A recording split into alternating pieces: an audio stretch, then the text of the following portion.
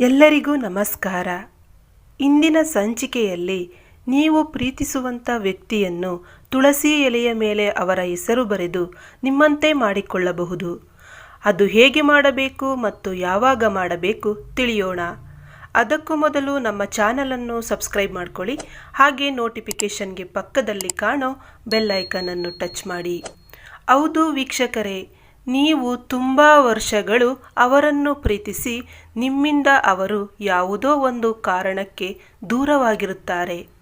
ಅಂತಹ ವ್ಯಕ್ತಿಯನ್ನು ನಿಮ್ಮಂತೆ ಮತ್ತೆ ಮಾಡಿಕೊಳ್ಳಬಹುದು. ಅದನ್ನು ಒಳ್ಳೆಯ ಮನಸ್ಸಿಟ್ಟು ಈ ಒಂದು ಕ್ರಿಯೆಯನ್ನು ಮಾಡಿದ್ದೇ ಆದಲ್ಲಿ ನೀವು ಇಷ್ಟಪಟ್ಟ ವ್ಯಕ್ತಿ ನಿಮ್ಮಂತೆ ಆಗುತ್ತಾರೆ.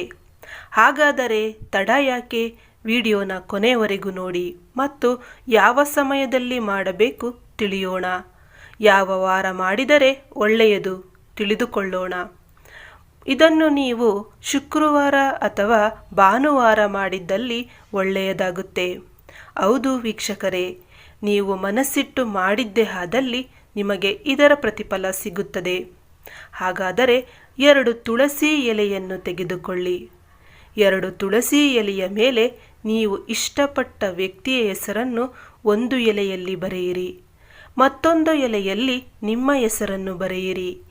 ಹೀಗೆ ಬರೆದ ನಂತರ ವೀಕ್ಷಕರೇ, ಈ 2 ಲವಂಗವನ್ನು ತೆಗೆದುಕೊಳ್ಳಬೇಕಾಗುತ್ತೆ. ಆ 2 ಲವಂಗವನ್ನು ನೀವು ಈ ಒಂದು ತುಳಸಿ ಎಲೆಯ ಮೇಲೆ ಇಡಬೇಕಾಗುತ್ತೆ. ಇಡುವಾಗ ಈ ಒಂದು ಮಂತ್ರವನ್ನು ಪಠಿಸಿ. ಮಂತ್ರ ಡಿಸ್ಪ್ಲೇ ಮೇಲೆ ಬರ್ತಾ ಇದೆ.